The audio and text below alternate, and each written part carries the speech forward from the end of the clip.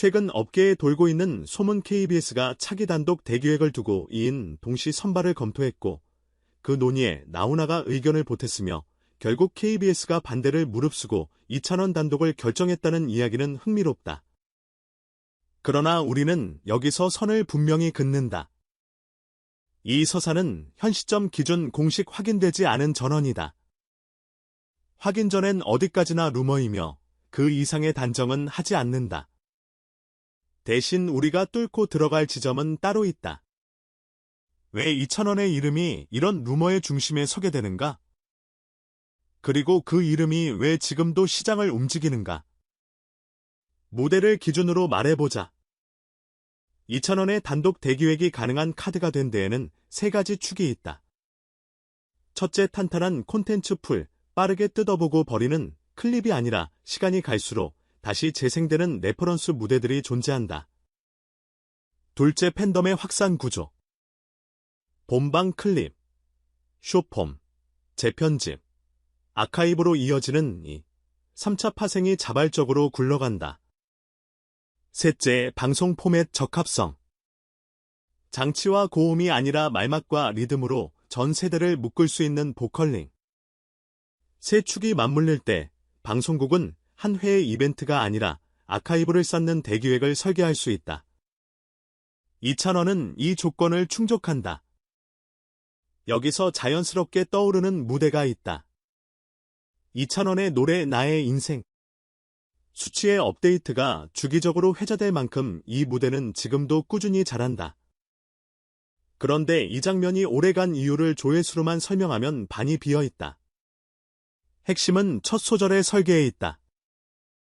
후렴을 밀어붙이는 대신 전주가 거치고 첫 문장에 들어서는 순간 관객의 귀를 여는 방식. 모음의 길이를 조금 늘려 말의 온도를 살리고 프레이징을 문장처럼 흘려보내며 여백으로 긴장을 만든다. 그래서 댓글의 어휘가 달라진다. 잘했다가 아니라 과다했다. 기교 이전의 태도를 듣게 만드는 보컬.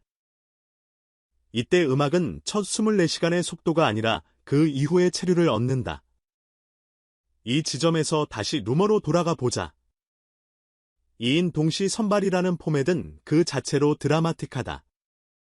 팬덤 간 화력이 경쟁적으로 충돌하고 화제성이 분산되는 대신 단기 피크가 날 수 있다. 반대로 단독은 상징성과 책임이 한 사람에게 모인다.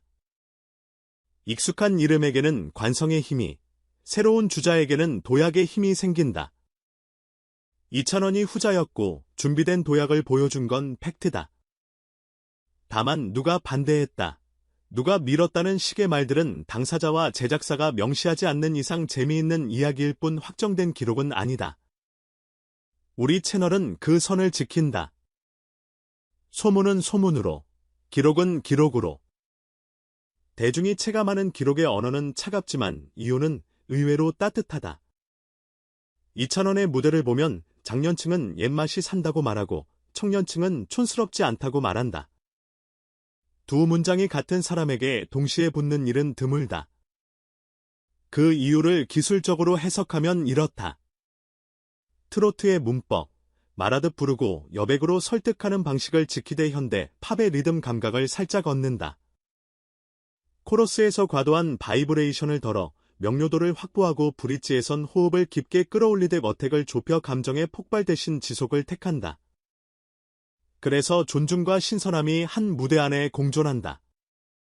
이찬원을 둘러싼 생태계도 이야기의 무게를 키운다.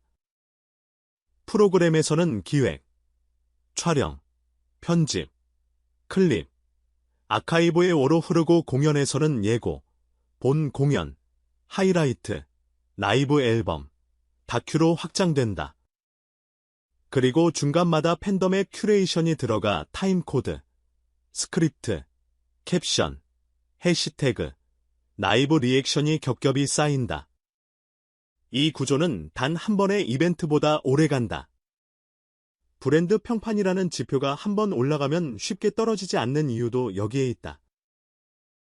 이벤트로 올리는 사람이 아니라 구조로 올리는 사람, 기획자와 광고주가 가장 안심하는 타입이다. 이쯤에서 많은 분이 궁금해하는 질문, 정말 나훈아가 반대했나? 우리는 이렇게 답한다. 그럴 수도 아닐 수도 있다. 다만 중요한 건 그 서사가 진실인지 여부보다 왜 이런 이야기들이 등장하느냐는 점이다. 대형 음악 대기획은 늘 계보를 낳는다. 2020년에 거대한 파동이 있었고 그 이후 공영지상파 음악쇼의 문법이 제정이 됐다. 그 문맥에서 이찬원이 단독 타이틀을 달자 시장은 자연스럽게 다음과 비교를 상상한다. 그러나 정확한 이해는 대립이 아니라 계승에 가깝다.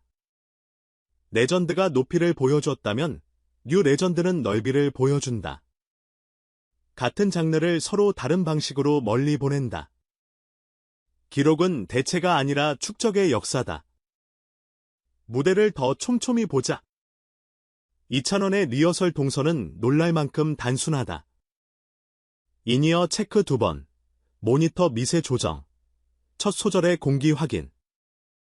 화려한 제스처보다 말의 입구에 모든 것을 건다. 이게 성공하면 관객은 3분의 시간을 기꺼이 맡긴다. 그래서 그는 과장된 편곡을 피하고 밴드와 카메라, 관객 반응의 강약을 정확히 세팅한다. 엔지니어에게 필요한 건 중고역의 명료도 확보이고 카메라에게 필요한 건 프레이징 끝자락에서의 1초 정적이다. 그 1초를 확보하면 편집은 쉬워지고 하이라이트는 자연 발생한다. 노래는 나의 인생이 왜 장기 자산이 되었는지도 같은 맥락이다. 후렴으로 폭발시키기보다 비를 맞으며 험한 길을 헤쳐서 지금 나라는 문장을 정확히 전달한다. 여기서 화자는 그가 아니라 우리로 확장된다. 공감이 시작되는 지점이다. 그래서 이 영상은 계절이 바뀌고 이슈가 바뀌어도 다시 재생된다. 음악이 그때 좋았다가 아니라 지금도 필요하다로 남을 때 그건 이미 유행을 넘어선다. 숫자도 잠깐. 이 무대는 공개 이후 8자릿수 뷰를 훌쩍 넘어섰고 지금도 완만한 상승 곡선을 그린다. 그런데 더 눈여겨볼 지표는 따로 있다. 평균 시청 지속 시간, 재생 목록 저장 비율, 댓글의 어휘 변화. 이 셋이 동시에 움직이면 영상은 조회수가 아니라 참조갑이 된다. 다른 콘텐츠를 설명할 때 예시로 소환되는 장면, 바로 그 등급이다. 이찬원의 몇몇 라이브가 이 단계에 올라와 있다. 다시 현재로 돌아와 보면 이찬원의 이름이 붙은 스페셜은 매년 연말 연초에 굵직한 구간에서 늘 후보군으로 오른다. 플랫폼이 가장 듣고 싶어하는 대답은 단순하다. 올해의 이야기, 그의 목소리로 정리할 수 있을까? 가능한 이유는 이미 충분히 설명됐다. 다만 우리는 한 가지를 더 덧붙인다. 과장된 장치보다 첫 문장, 후렴 직전의 여백, 엔딩의 눈인사를 최대로 끌어올리는 포맷이야말로 그의 강점을 가장 멀리 보낸다. 단독이든 협업이든 상관없다. 이 세 포인트가 정확히 맞으면 결과는 비슷하게 나온다. 관객이 다 같이 숨을 들이마시고 내쉬는 순간이 생긴다. 그 순간이 있으면 프로그램은 이미 성공했다. 여기까지가 우리가 확인한 사실과 해석이다. 마지막으로 루머 파트를 한 문장으로 정리한다. 경쟁 프레임은 클릭을 만들지만 계승의 프레임이 기록을 만든다. 나훈아가 열어준 거대한 문과 이찬원이 넓혀가는 마당. 둘 다 한국 대중음악의 자산이다. 누가 누구를 넘어선다가 아니라 누가 어떤 자리를 덧대어 장르를 멀리 보냈는가. 이 관점으로 보면 논쟁의 온도는 내려가고 음악의 밀도는 올라간다. 오늘 영상이 끝까지 닿았다면 이제 여러분 차례다. 당신이 기억하는 이찬원의 첫 소절은 무엇이었나? 댓글에 당신의 장면을 남겨달라. 누군가의 재생 버튼은 언제나 당신의 이야기에서 눌린다. 그리고 약속한다. 우리는 다음 영상에서도 똑같이 선을 지킨다. 확인되지 않은 말은 루머로, 확인된 기록은 팩트로. 그 사이엔 음악이 있다. 음악은 늘 그 자리를 지킨다. 구독과 알림 설정은 그 음악을 더 멀리 보내는 가장 현실적인 방법이다. 오늘도 내일도 우리는 그 방법으로 사실을 전하겠다.